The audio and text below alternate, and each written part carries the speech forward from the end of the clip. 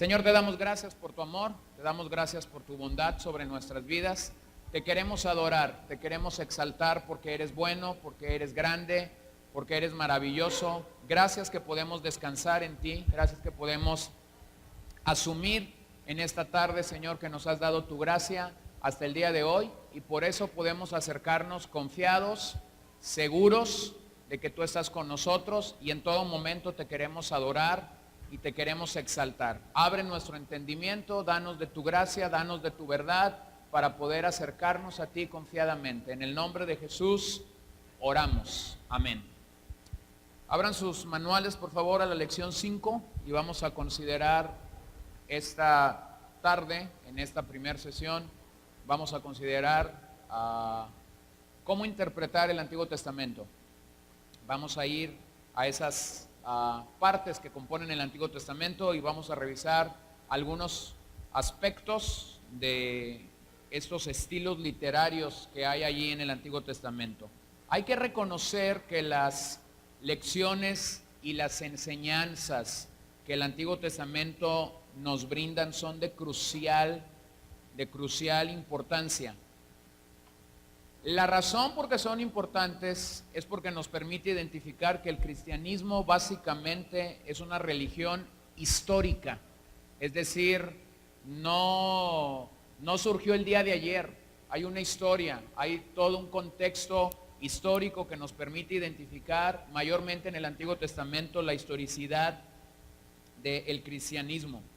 Esa fe, ese credo, se constituyó o se desarrolló en una nación específica llamada Israel, y en una situación en la que los israelitas estaban en marcha, estaban caminando, no solamente en el desierto cuando ellos salieron de Egipto, pero lo que nosotros vemos en el Antiguo Testamento es un movimiento, un continuo ir y venir, un continuo cambio de reyes, un continuo sucesos históricos que están pasando a lo largo y ancho de las páginas del Antiguo Testamento.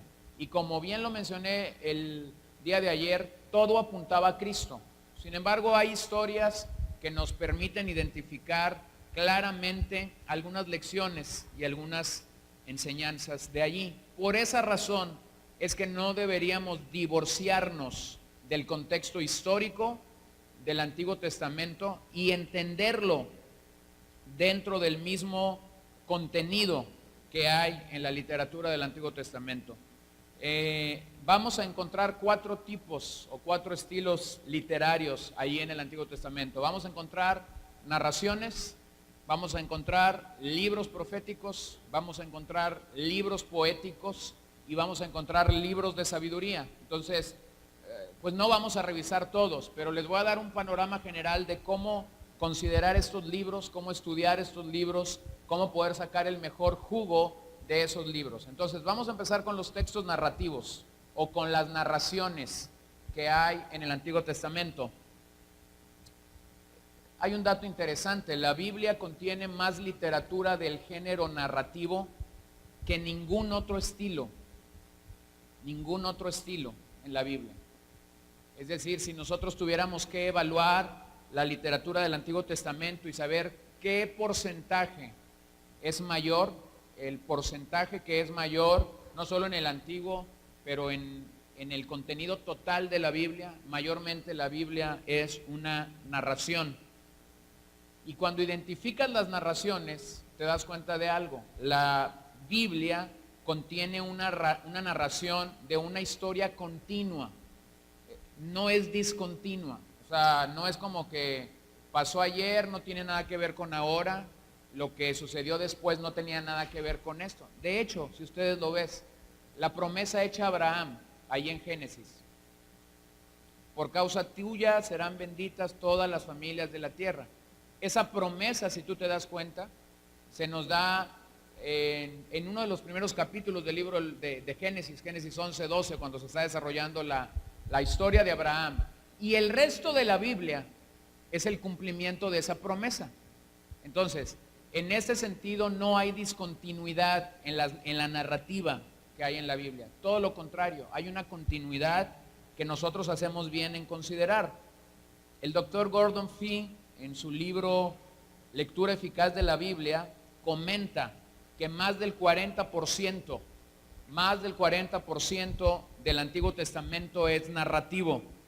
Como el Antiguo Testamento constituye unas 3/4 partes más o menos de toda la Biblia, por estas razones que decimos que el estilo narrativo es el más común en ella. Usted tiene ahí los libros que mayormente son narrativos: Génesis, Josué, Jueces, Ruth, primero, segundo de Samuel, primero, segundo de Reyes, primero, segundo de Crónicas, Esdras, Nehemías, Daniel, Jonás, Ageo. Además, Éxodo, Números, Jeremías, Ezequiel, Isaías y Job también contienen una gran cantidad de porciones narrativas. En el Nuevo Testamento usted encontrará que el libro de los Hechos y los Evangelios tienen esa misma proporción de ser narraciones. Ahora, nosotros tenemos que reconocer algo. El Espíritu Santo sabía lo que hacía cuando Él inspiró a estos hombres santos de Dios a escribir estas porciones de narración o a usar el género narrativo mientras ellos escribían. Es obvio que este género literario, la narración, cumple bien el propósito de Dios de revelarnos o de mostrarnos lo que Él quiso hacer. Entonces, lo primero que hay que entender es que la narrativa no es normativa. Quizás esto tan sencillo es algo que mete en complicación a mucha gente. Es decir, el libro de Hechos, como bien lo hemos aprendido, no es normativo, es narrativo. Te narra la historia de la iglesia los primeros 30 años. Los evangelios no son normativos, son narrativos. Los libros del Antiguo Testamento o las proporciones de algunos de esos libros que son narrativos no norman la vida cristiana. Es decir, nos dan una historia. De esa historia nosotros podemos aprender algunas cosas, podemos tener algunos principios, pero no norman. Imagínese usted si esto nos normara. Daniel oraba 3 veces al día, ¿se acuerdan? ¿Se acuerdan hacia dónde miraba Daniel cuando oraba ahí en su libro? Hacia Jerusalén. Pregunta: ¿tenemos que orar nosotros 3 veces al día mirando hacia Jerusalén? No. Entonces no es normativo, nos está narrando algo. Abraham, de acuerdo al relato que tenemos, se casó con varias mujeres. ¿Eso nos norma? No. José probó a sus hermanos en aquella anécdota, ¿no? Cuando llegan a pedir comida. ¿Nos norma eso? ¿Nosotros tendríamos obligatoriamente que estar probando a nuestros hermanos? No. Rahab mintió. ¿Tendríamos entonces que mentir nosotros? Porque alguien pudiera justificar su conducta mentirosa y decir, si Rahab mintió y aún así está en el linaje o en la genealogía del Señor Jesús, aún así está en Hebreos 11, entonces nosotros también tenemos que mentir. ¿Se da cuenta? O sea, estas son narraciones, son proporciones de las Escrituras que nos están dando un evento, nos dan una fotografía de algo que pasó, pero no nos norman. No nos norman. Entonces hay 10 principios y vamos a revisarlos, están en sus manuales para que no tengan que escribir tanto. Allí estamos revisando la sesión 5, interpretando el Antiguo Testamento. La número 1, una narración del Antiguo Testamento, por lo general, no enseña directamente una doctrina. Lo voy a volver a leer. Una narración del Antiguo Testamento, por lo general, no enseña directamente una doctrina. Hay muchas doctrinas que a veces son sacadas de narraciones del Antiguo Testamento, pero nosotros tenemos que tener cuidado con esto. La doctrina para nosotros se encuentra en las epístolas, se encuentra en las cartas. Más tarde vamos a hablar de las epístolas y cómo conectar las epístolas con lo que el Antiguo Testamento nos dice. Pero si hablásemos de una doctrina, no sé, pongamos nombre, justificación, o la salvación, o la palabra de Dios, vamos a encontrar su base sustancial en el Nuevo Testamento, y quizás lo que tú vas a encontrar en las narraciones del Antiguo Testamento son maneras de ilustrar esa doctrina. Número 2, una narración del Antiguo Testamento usualmente ilustra, aquí está, ilustra una doctrina que se enseña con proposiciones en el Nuevo Testamento, con proposiciones en el Nuevo Testamento. Ahora, lo he dicho varias veces, lo vuelvo a decir, no podemos juzgar a los participantes de algunas historias del Antiguo Testamento desde las páginas del Nuevo Testamento. Porque la verdad, como lo hemos dicho, ha venido siendo revelada de forma ¿qué? Progresiva. Nosotros leemos la Biblia el día de hoy y tenemos el Antiguo y el Nuevo Testamento, y a veces queremos juzgar a los antiguos desde las páginas del Nuevo Testamento, olvidándonos que ellos no tenían la verdad completa, no tenían la revelación progresiva de Dios de una manera completa como la tenemos hoy. Entonces tenemos que afirmar algo: aunque la verdad de Dios no cambia, eso sí es claro, la verdad de Dios no cambia, lo que la Biblia nos permite entender es que la verdad de Dios sí crece. Apúntenlo ahí a un ladito porque no está en sus notas. La verdad de Dios no cambia. Estamos en el punto 2 de cómo interpretar las narraciones. Entonces, la verdad de Dios no cambia, pero sí crece. Y por esa razón llegamos a tener doctrina en el Nuevo Testamento que nos permite identificar puntos claros, puntos claves en la vida. Por ejemplo, en el Antiguo Testamento encontramos narraciones. David tuvo más de una mujer, su hijo tuvo más de una mujer. Si yo agarrara esta narración literalmente, entonces, ¿sí me entienden?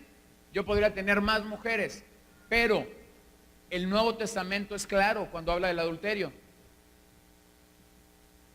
Y entonces a veces estamos queriendo juzgar a David y decir: David, pecador, adúltero. Aunque esto era algo obvio y claro, porque si con una mujer es suficiente y con una suegra también, ahora imagínate tener muchas.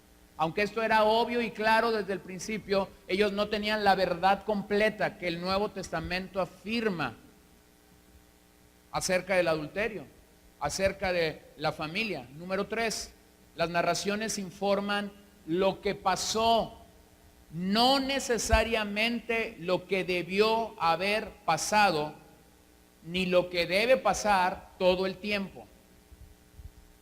En el caso de David, la narrativa nos dice que él pecó. Algunos de nosotros, cuando vemos este episodio y queremos verlo así como algo pues de buscar la santidad de Dios, decimos: David no debió haberlo hecho. Sí, pero tú no inspiraste la Biblia. Tú no inspiraste la Biblia.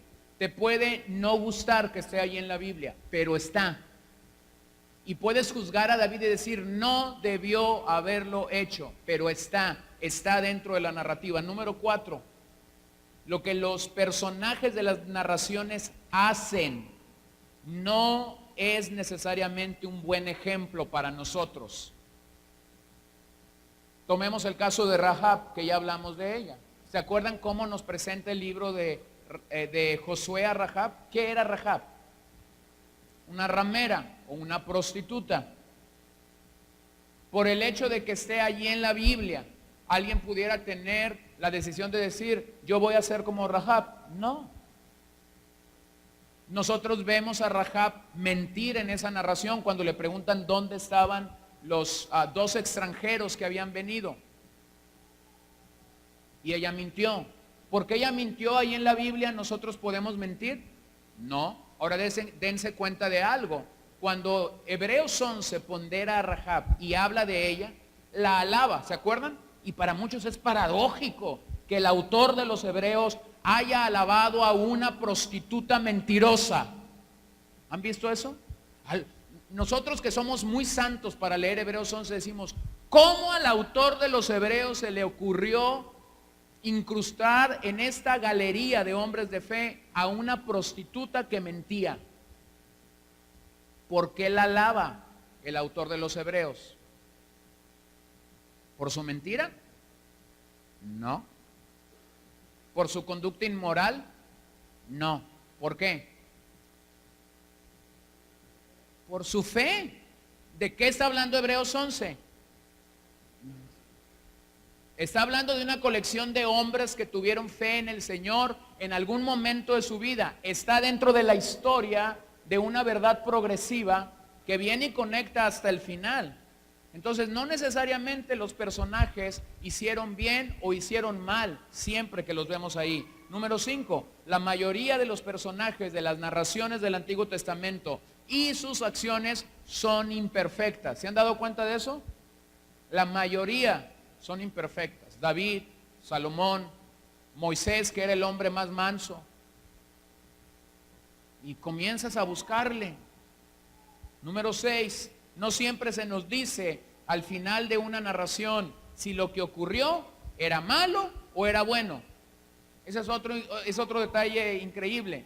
No siempre que una narración se nos presenta ahí en el Antiguo Testamento, se nos dice si fue bueno o fue malo lo que hizo. Por ejemplo, tenemos esta narración del libro de Esther. El libro de Esther no menciona directamente a Dios. No sé si se han dado cuenta de eso o se han percatado de eso. Sin embargo, su enseñanza es clara para mí. Aunque el pueblo de Israel se había olvidado de Dios, Dios no se había olvidado de ellos. Número 7. Todas las narraciones son selectivas e incompletas. No siempre dan todos los detalles pertinentes. O sea, no siempre tienes todos los detalles en una narración. O no siempre tienes una conclusión final de aquello. Número 8. Las narraciones no se han escrito como soluciones a todas las cuestiones teológicas.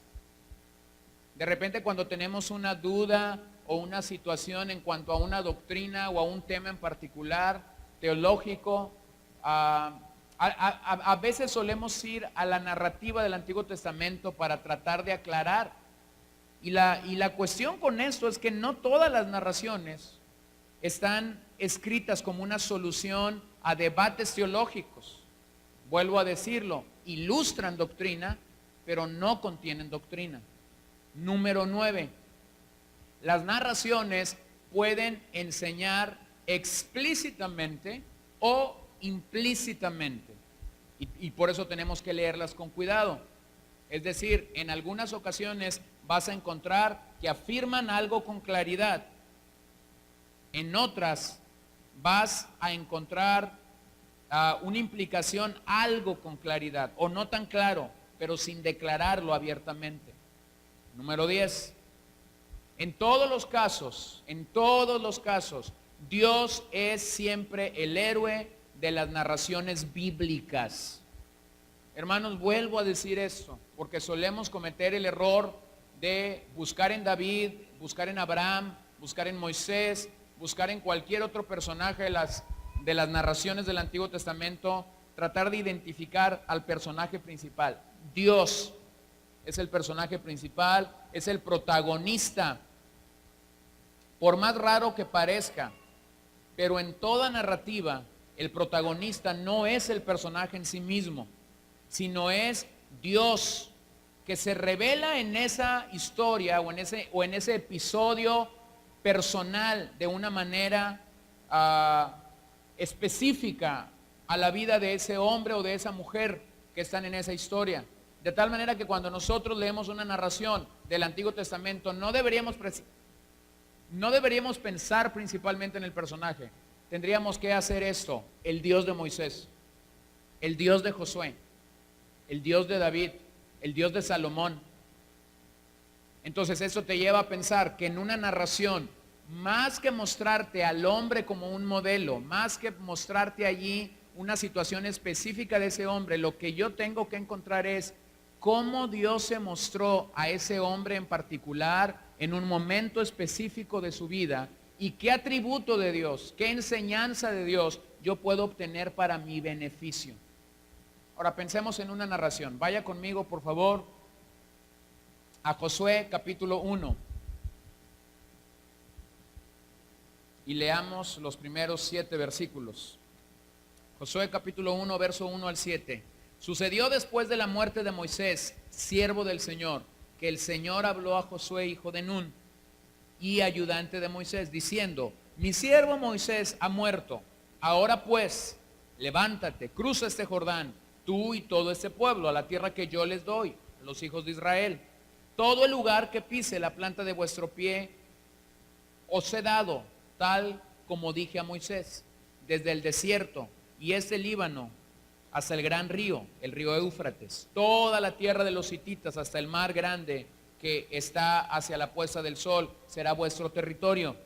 Nadie te podrá hacer frente en todos los días de tu vida. Así como estuve con Moisés, estaré contigo. No te dejaré ni te abandonaré. Sé fuerte y valiente, porque tú darás a este pueblo posesión de la tierra que juré a sus padres que les daría. Solamente sé fuerte y muy valiente. Cuídate de cumplir toda la ley que Moisés mi siervo te mandó. No te desvíes de ella ni a la derecha ni a la izquierda, para que tengas éxito donde quiera que vayas.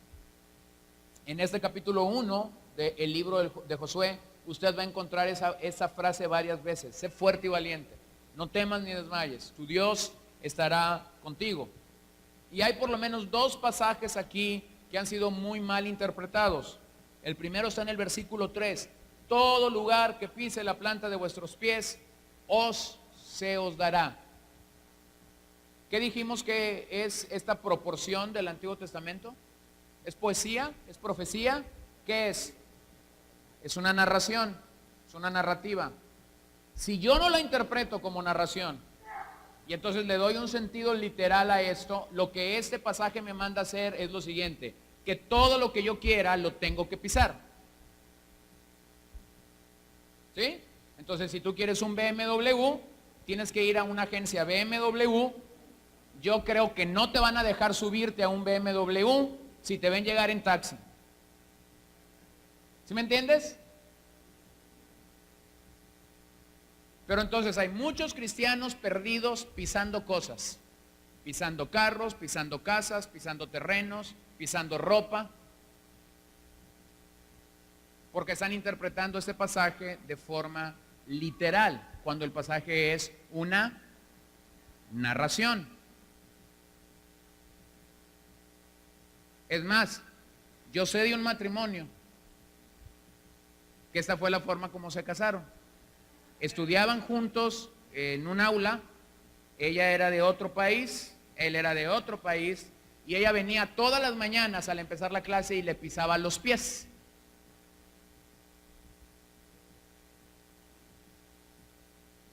Y se casaron. No más que los primeros 7 u 8 años de matrimonio tuvieron un matrimonio horrible.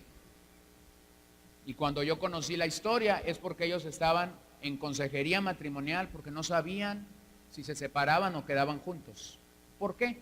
Porque el inicio fue un inicio equivocado.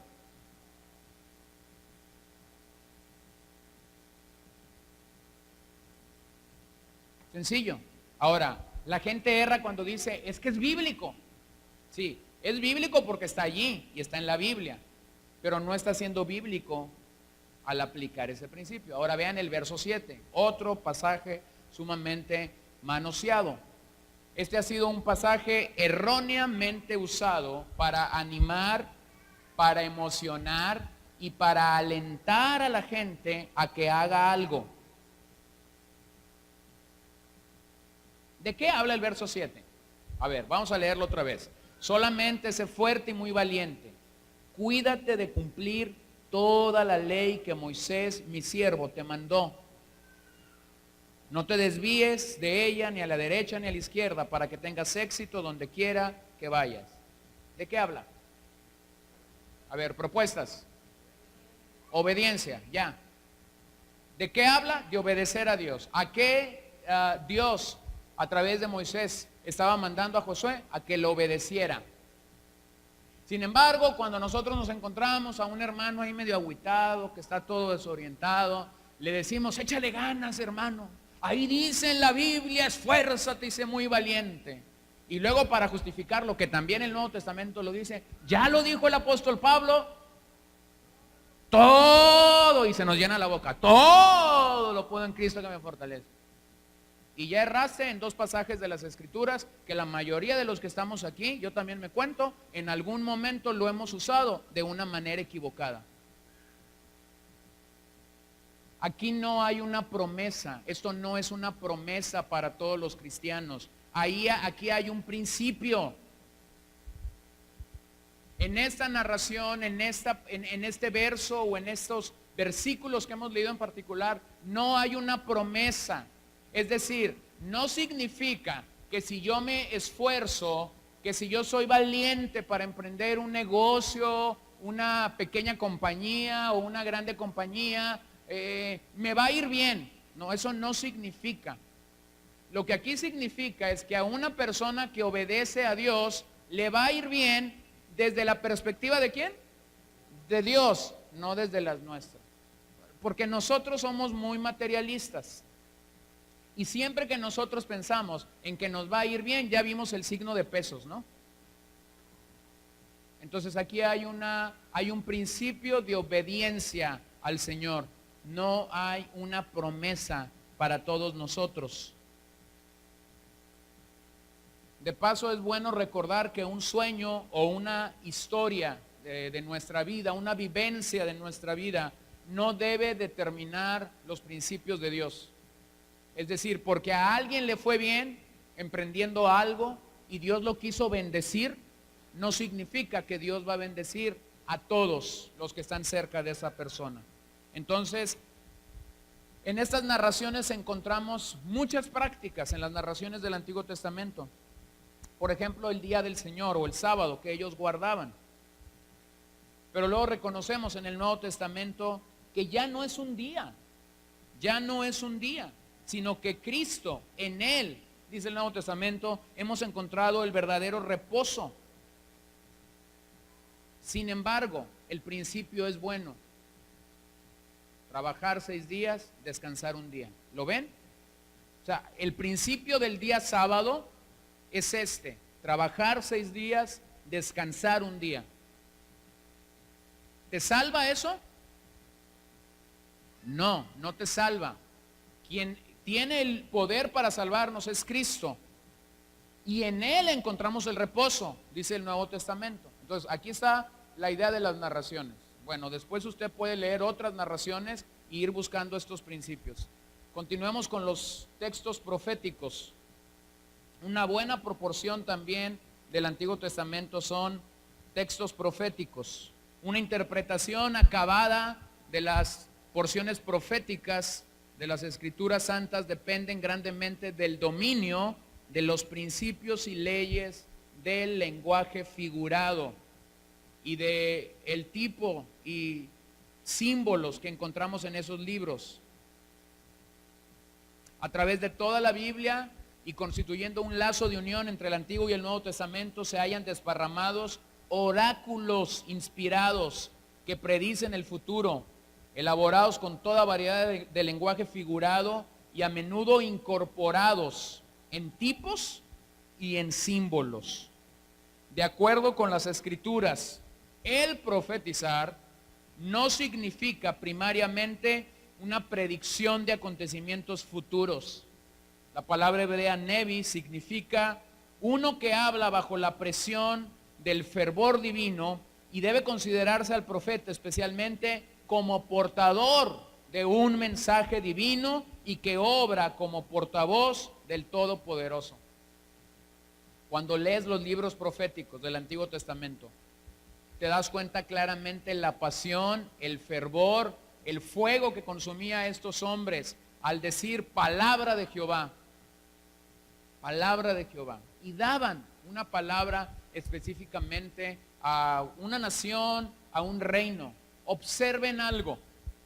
Observen en la mayoría de las palabras proféticas del Antiguo Testamento algo que distingue a la profecía del Antiguo Testamento.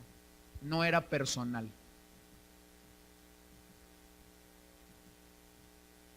era nacional, era para un reino, es decir, la palabra que un profeta daba a un rey afectaba a todo un reino, a toda una nación. Y en algunos momentos usted va a encontrar que esa palabra era para otras naciones. Pero muy pocas veces en el Antiguo Testamento vemos específicamente que Dios mandó a un profeta a darle una palabra profética personal a alguien.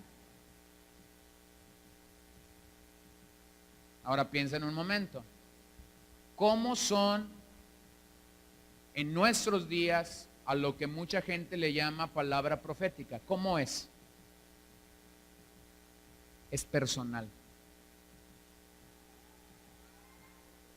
Y en su mayoría no es una palabra de exhortación, en su mayoría no es una palabra de confrontación, en su mayoría no es una palabra que busca el arrepentimiento de la gente, en su mayoría es una palabra que adula, es una palabra que promueve el ego de la persona.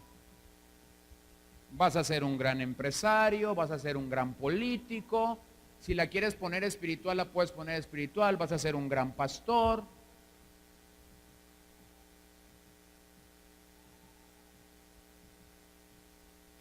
A un tío mío una vez una profeta le dijo que iba en un año o en dos.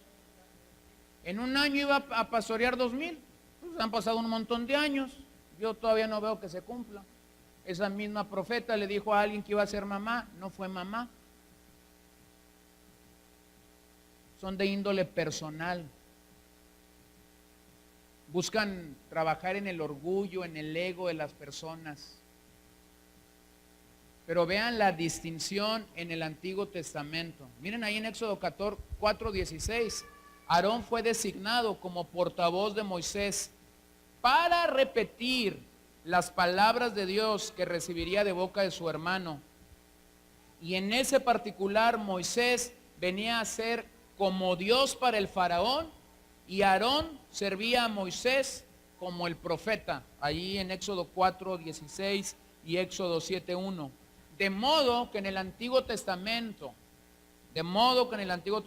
el profeta es el anunciador de un mensaje divino, y su mensaje puede referirse al pasado, al presente o al futuro.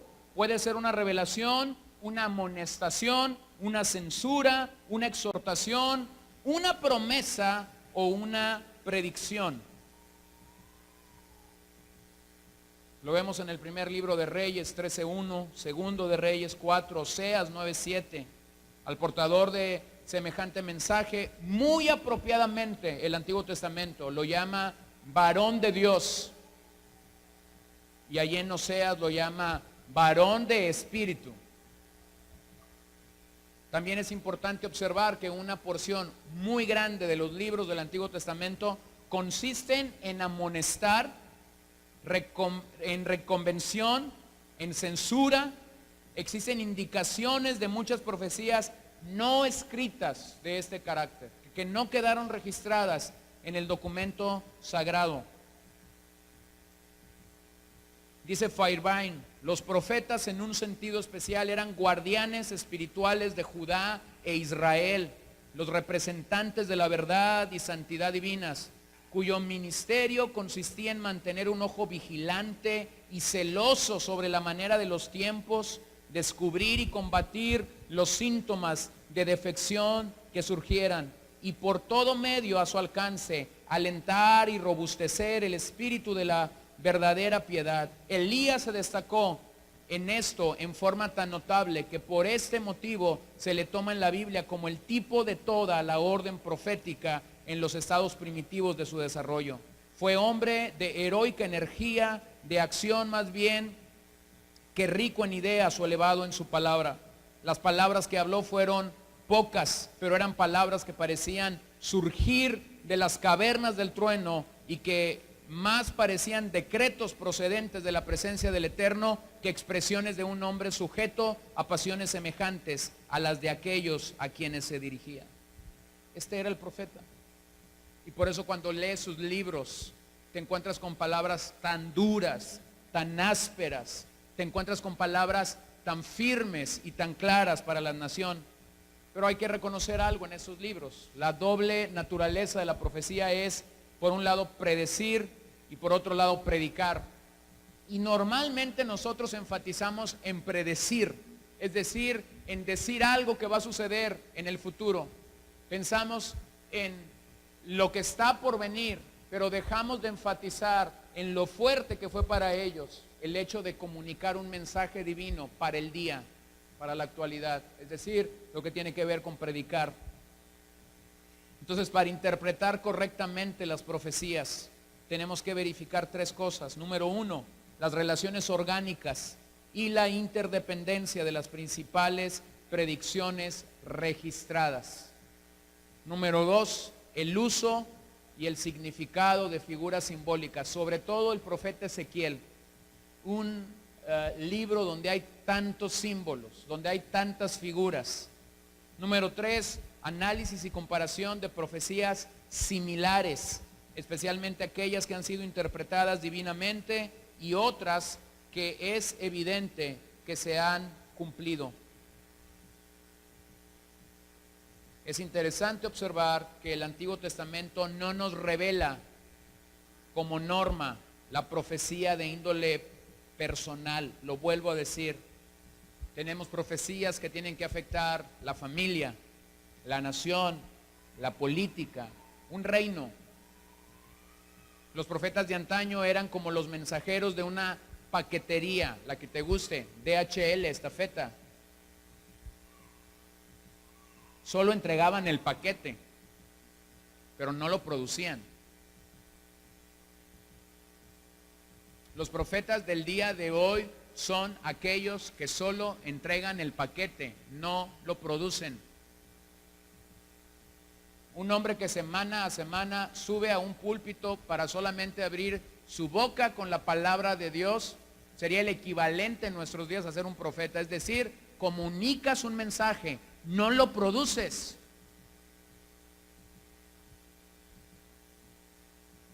Es decir, no somos el chef, tan solo somos el mesero.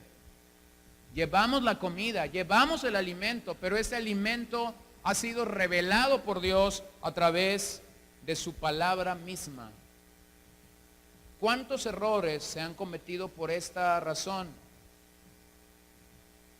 Elevando en nuestros días los sueños, las visiones y todo tipo de locura a lo que hoy en día, tan solo con agregarle el calificativo profético, creemos que ya lo cristianizamos.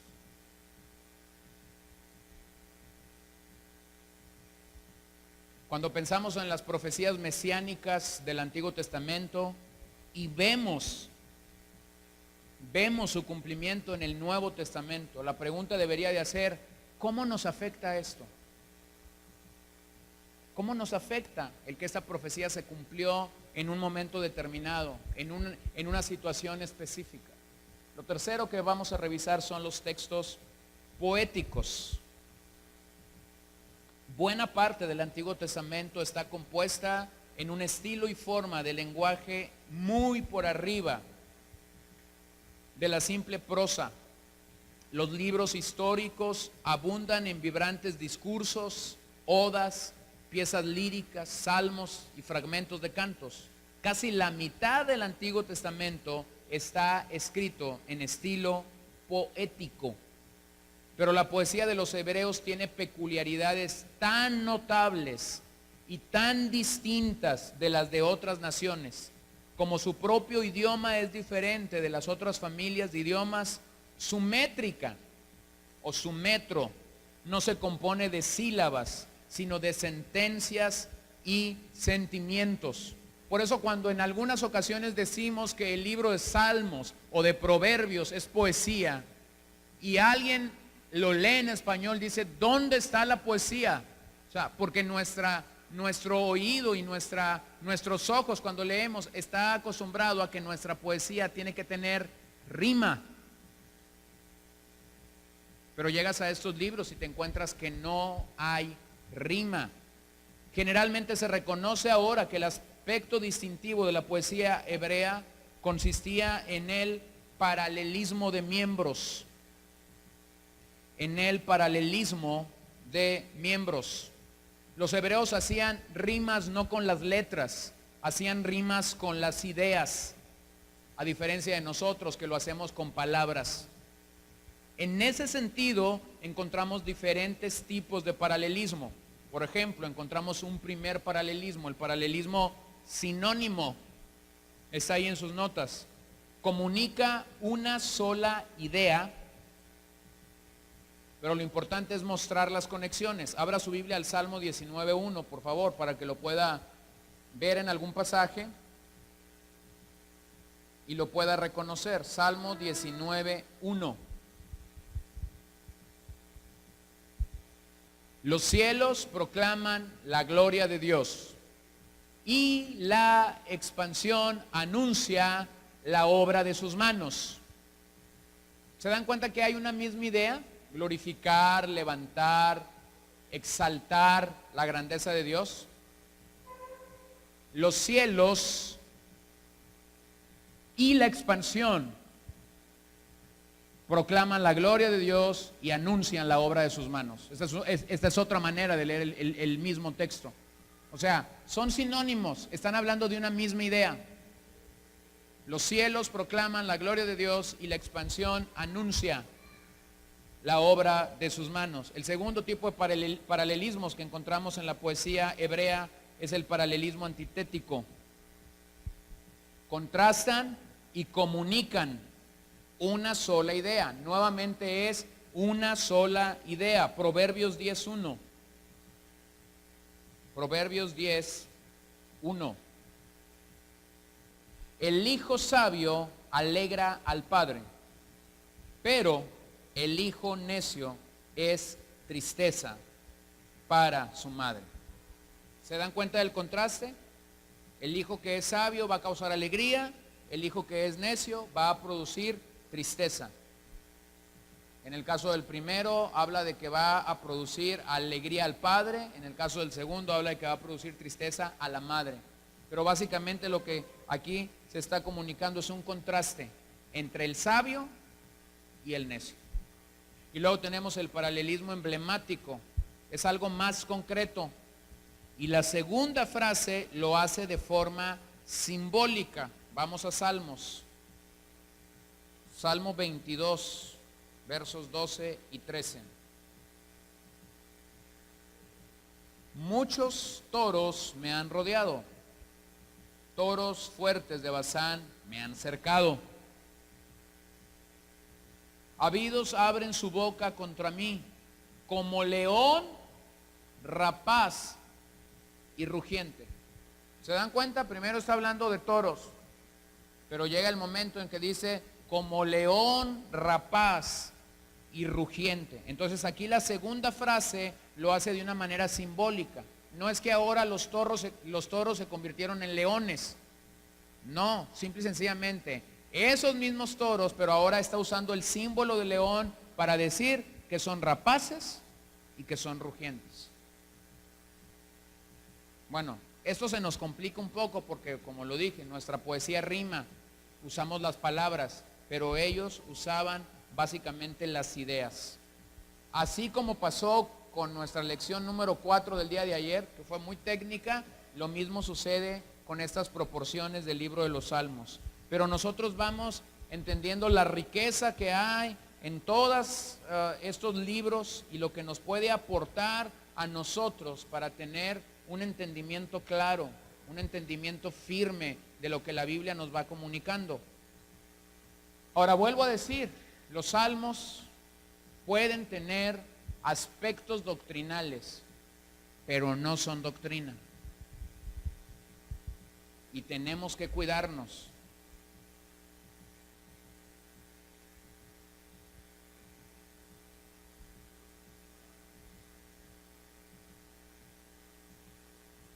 Miren, vamos a tomar un ejemplo que hay en los Salmos, tampoco está ahí en sus notas. Vayan al Salmo 51, verso 11. No me eches de tu presencia y no quites de mí tu Santo Espíritu. Si yo lo leo a la luz del Nuevo Testamento, yo voy a errar en lo que aquí dice. Vamos a hacer una historia, porque este pasaje tiene historia. ¿Ustedes se acuerdan del antecesor de David? ¿Cómo se llamaba? Saúl. ¿Se acuerdan lo que el Antiguo Testamento, ahí en el libro, en el primer libro de Samuel, nos dice acerca de Saúl? Que llegó un momento en el que el Señor, ¿qué? Lo desechó, lo rechazó, lo abandonó. Lo voy a decir en términos de este pasaje. Quitó de él su espíritu. O sea, ¿con qué tenía que ver eso? Tenía que ver con la capacidad que Dios le había dado a Saúl y a David para reinar. Pero nosotros lo leemos a veces a la luz del Nuevo Testamento y decimos, el Señor le iba a quitar la presencia del Espíritu Santo a David. No dice eso. Era la capacidad para reinar. El Espíritu venía a los reyes en el Antiguo Testamento y la forma como el Espíritu venía a ellos era dándoles capacidad para reinar, para gobernar. Entonces, digo esto porque yo también he escuchado mensajes del Salmo 51, donde aquí dice claramente el Espíritu Santo va a ser retirado y por eso usted tiene que portarse bien para que el Señor no le retire el Espíritu Santo. Desde este pasaje yo no puedo justificar un mensaje así, porque los Salmos no es un libro doctrinal, es un libro poético. Lo que aquí está diciendo el Salmo es: no me quites la capacidad de reinar como se la quitaste a Saúl. O sea, David sabía qué es lo que había pasado con Saúl cuando el Señor le quitó su Santo Espíritu. Él había estado con él. Es más, como resultado, se lo quería echar al plato. Digo, porque en algún momento la biografía de Saúl se limita a una sola cosa. Se limita a matar a David. ¿Se da cuenta? ¿Se da cuenta cómo podemos venir al Antiguo Testamento y tratar de forzar una doctrina? Para yo tratar de justificar a veces una presuposición hermenéutica para decir, allí está en la Biblia. ¿Sí? Aquí está en la Biblia, nuevamente lo digo, pero hay que entenderlo en el contexto de lo que el autor está diciendo. No me eches de tu presencia, no me rechaces de tu presencia, Señor. No me quites la capacidad para reinar sobre este reino. Tú me pusiste, tú hiciste un pacto conmigo. Por favor, no me retires tu favor, no retires tu misericordia acerca de mí. Entonces, el error que podemos cometer al interpretar los salmos es tratar de inyectar, así como a los pavos le inyectan algo en la Navidad, tratar de inyectar una verdad del Nuevo Testamento cuando estamos interpretando algún salmo, nos va a sacar de lo que verdaderamente el texto te está hablando o te está diciendo. Vuelvo a insistir, tenemos que reconocer el mensaje progresivo de las Escrituras. Tenemos que iniciar con el pasaje, no con nosotros, no con nuestras aplicaciones, sino con lo que el pasaje realmente está diciendo. Y finalmente en esta lección hablemos de los textos de sabiduría. Los textos de sabiduría. La sabiduría o literatura sapiencial es una categoría literaria que es poco familiar para la mayoría de los cristianos modernos. Aunque se dedica una porción importante de la Biblia a los escritos sapienciales, los cristianos a menudo entienden o aplican mal este material y pierden los beneficios que Dios quiere darles. La sabiduría es un recurso útil para la vida cristiana. En esta proporción del Antiguo Testamento nosotros encontramos el libro de Eclesiastés, un libro del que muy poco se predica en nuestros días. El libro de Cantares, otro libro del que muy poco se predica en nuestros días, porque a algunos les parece un tanto inmoral. No, ya que en algún predicador, algún maestro, algún pastor dice abran su Biblia en el libro de Cantares, 2, 3 hermanas se ponen rojas. Algunos hermanos dicen se va a poner bueno el servicio, hasta que a este pastor se le ocurrió un buen mensaje. Ahora, piensen en algo, porque la gran crítica que se hace al libro de Cantares es que es un libro un tanto erótico. Y algunos van a decir, ¿a poco había un libro que se llamaba Cantares? O a lo mejor algunos van a decir, vieja, hay que leer el libro de Cantares, ¿no? O sea, mira, entiende esto.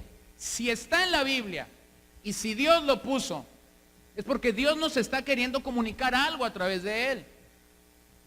Pero entonces, poco hablamos de Eclesiastés, poco hablamos de Cantares, mucho se habla de Proverbios, pero curiosamente cuando hablamos de Proverbios, agarramos un verso a lo suelto, ¿no?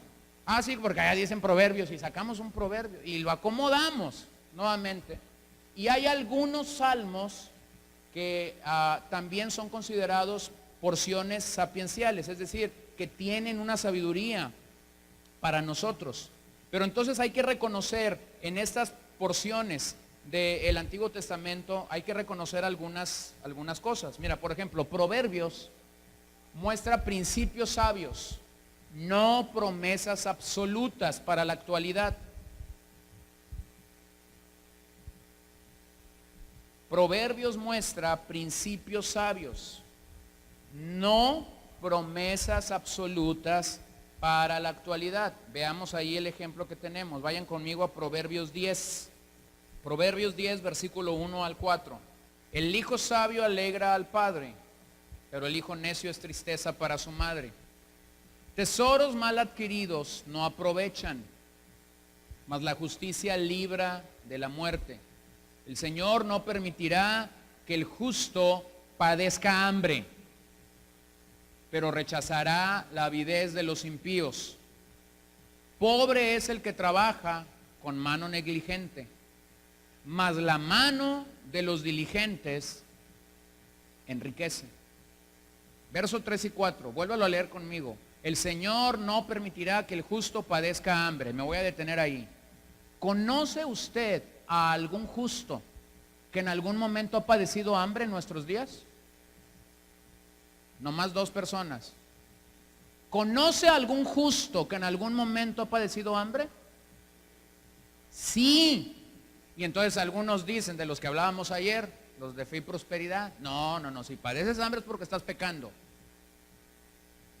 Si padeces hambre es porque te falta fe. A ver, aguante. Pero rechazará la avidez de los impíos. 4. Pobre es el que trabaja con mano negligente, mas la mano de los diligentes enriquece.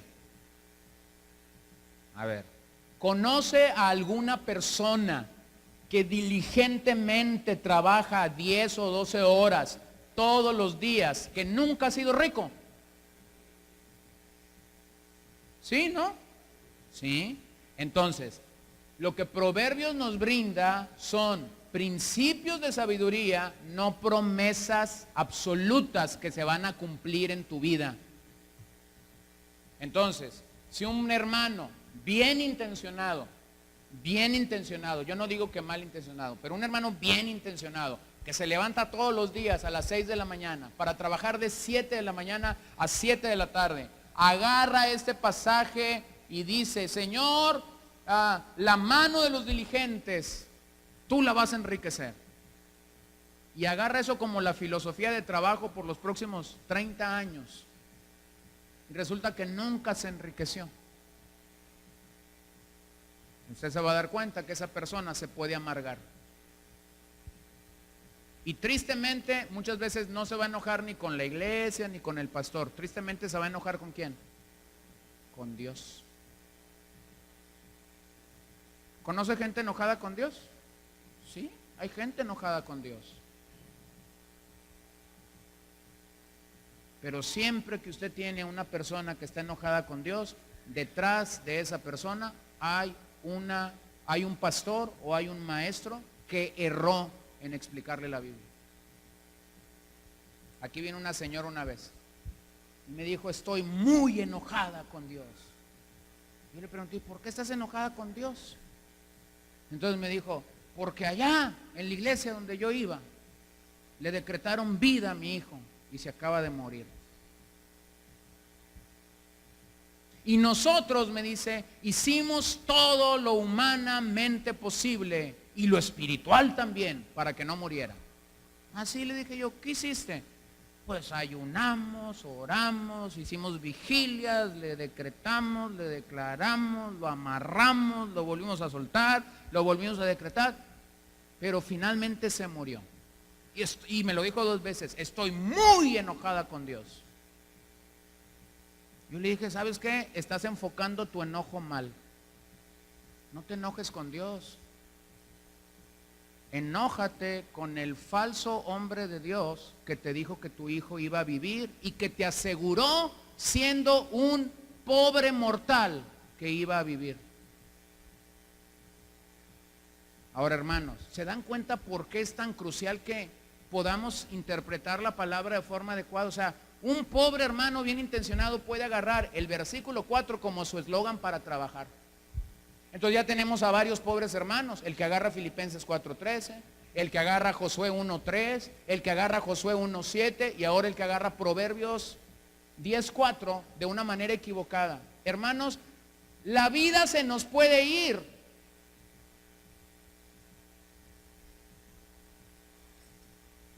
La vida se nos puede ir con un llavero equivocado. Es decir, traer una llave aquí. Una se llama Josué 1:3 y ando pisando un montón de cosas. La otra se llama Josué 1:7 y ando animándome con esfuérzate, sé muy valiente, te va a ir bien, vas a tener éxito. La otra se llama Proverbios 10:4. ¿Y te das cuenta? La vida se te puede ir malinterpretando lo que la palabra de Dios dice. Miren Job 42:7. Y sucedió que después que el Señor habló estas palabras a Job, el Señor dijo a Elifaz temanita, se ha encendido mi ira contra ti y contra tus 2 amigos, porque no habéis hablado de mí lo que es recto, como mi siervo. ¿Quién? Job. Y usted ve ahí el drama épico que hay en este libro. Comienza con unas tremendas palabras de Dios acerca de este varón llamado Job. Luego comienzan a venir los amigos, y ahí los presentan como amigos. En algún momento comienzas a leer esto y no sabes si son amigos o enemigos. Después el más joven se queda callado, pues porque sí, pues uno cuando es joven se queda callado cuando estás viendo que los otros saben más que tú. Pero al final también remate y dice, ahora déjenme hablar. Y cuando lo dejan hablar, hagan de cuenta que soltaron a un loco, ¿no? Yo me imagino a los otros 3 y a Job diciendo, este tiene botón de encendido, pero no tiene botón de apagado. O sea, ¿dónde lo callamos? Ya dijo mucho. Ahora, hermanos, vean esto, porque por ejemplo, ahí en el libro de Job, a veces la gente cita erróneamente consejos equivocados que los amigos de Job le dieron a Job y los citan como si los tendríamos que aplicar. Y no te das cuenta que aquí está el contraste entre lo que Dios estaba queriendo mostrar al corazón de Job y lo que estos hombres de una manera errada estaban queriendo interpretar. Entonces, cuídese ahí nomás en el libro de Job, verifique bien quién está hablando. Sí, está ahí en la Biblia, está dentro de este catálogo de ser porciones que muestran sabiduría, pero vamos a reconocer que en algún momento en todo este libro que Dios cayó, hay un momento donde Dios habló. Y ahí cuando Dios habló, ahí es donde está específicamente la sabiduría. Entonces, cuidemos estos 3 errores. Hay 3 errores que pudiéramos cometer para terminar allí en el libro en los libros de sabiduría. Primero, la gente lee estos libros solo en parte.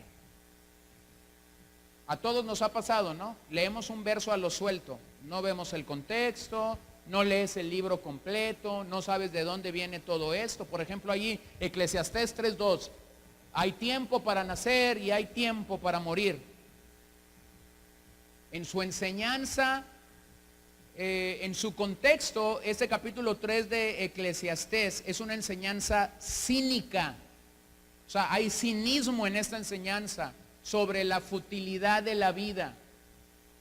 Es decir, no importa cuán buena o mala sea su vida, porque de todos modos va a morir cuando le llegue su hora. Hay aquí algo cínico en este pasaje que muchas veces no entendemos y tenemos que cuidarnos de eso. Lo segundo, la gente a menudo entiende mal las palabras y categorías de la sabiduría, así como sus estilos y modos literarios. No entienden, por ejemplo, que en estos proverbios, nuevamente la poesía hebrea es lo que está gobernando. No entienden los paralelismos que ya hemos considerado. Tercero, la gente a menudo no sigue bien el hilo de un argumento sobre la sabiduría. Ustedes tienen algunas citas allí y no puedo detenerme en todas ellas. Entonces, ¿qué tendríamos que reconocer de estos libros? De Cantares, de Eclesiastés, de Proverbios y de algunos salmos. La sabiduría divina debe aplicarse de una manera adecuada. El problema es que muchas veces estamos tratando de correr tras una experiencia y luego buscar un texto que justifique esa experiencia. Voy a terminar con una historia. Yo era un niño. En la década de los 90 hubo un movimiento que causó estragos en la cristiandad. Se conocía como el movimiento de la risa. Inició en una pequeña congregación cercana al aeropuerto de Toronto, en Canadá. Y el fenómeno que esta congregación experimentó es que en muy poco tiempo pasaron de ser un puñito a ser miles. Y yo perdí la estadística de cuántos cientos de miles de pastores del resto del mundo hicieron un viaje especial para estar en esta congregación del aeropuerto de Toronto en aquella década de los años 90. ¿A qué iba la gente? ¿Qué es lo que estaba pasando en Toronto? La gente estaba yendo porque había un avivamiento. ¿Cómo es que ellos entendían el avivamiento? Quien llegaba a esta iglesia reía. No era un circo. Bueno, sí era un circo, pero ahí decía que era la iglesia de la Viña en Toronto. Cientos de miles de pastores viajando para ir a recibir el avivamiento de la risa. México no se quedó fuera de este avivamiento, claro que no. Ya el Tratado de Libre Comercio estaba en boga. Ya el licenciado Serrapuche en aquel entonces había andado metido en arreglar este tratado. Ya lo habían firmado. Por lo menos sé que en este país se rentó o se contrató un vuelo charter para que 400 pastores viajaran a Toronto y fueran a recibir el avivamiento de la risa. Ahora yo les voy a decir, fueron primero tras la experiencia. Pero ¿cómo le decimos a la gente que es bíblico? Ahora yo les voy a decir cómo le dijeron a la gente que era bíblico. Job 8:21. Aún llenará tu boca de risa y tus labios de júbilo. Salmo 126:2. Entonces nuestra boca se llenará de risa y nuestra lengua de alabanza. Entonces dirán en las naciones, grandes cosas ha hecho Jehová con estos. Y desde esos dos pasajes justificaron que para que la gente tuviera un avivamiento auténticamente bíblico, tenía que reírse. Las iglesias abandonaron como el centro de su vida la palabra para ahora reír. Y muchos de esos que rieron en la década de los 90 ahora están, si no fracasados ministerialmente, muchos de ellos están desenfocados en su ministerio. Es decir, así como tuvieron que ir en la década de los 90 a Toronto, tuvieron que ir a Pensacola en el 2000, tuvieron que ir después a Colombia, buscando en las experiencias lo que la propia Biblia te dice que vas a encontrar en el personaje principal de las Escrituras, en Cristo. Señor, ayúdanos a poner nuestra mirada solo en ti. Que mientras vamos al Antiguo Testamento y somos enriquecidos por ti en estas proporciones narrativas, en estas proporciones de sabiduría, en estas proporciones poéticas, en estas porciones proféticas, nosotros podemos preguntar, ¿dónde está Cristo aquí? ¿Qué hay para mí para poder conocer más al Señor? Ayúdanos a no desviarnos, ayúdanos a no errar en cuanto a la forma en la que nosotros interpretamos estos pasajes, y permítenos crecer y reconocer tu sabiduría, tu gracia, tu poder y tu favor en todo ello. Lo pedimos en el nombre de Jesús y en ese mismo nombre oramos. Amén.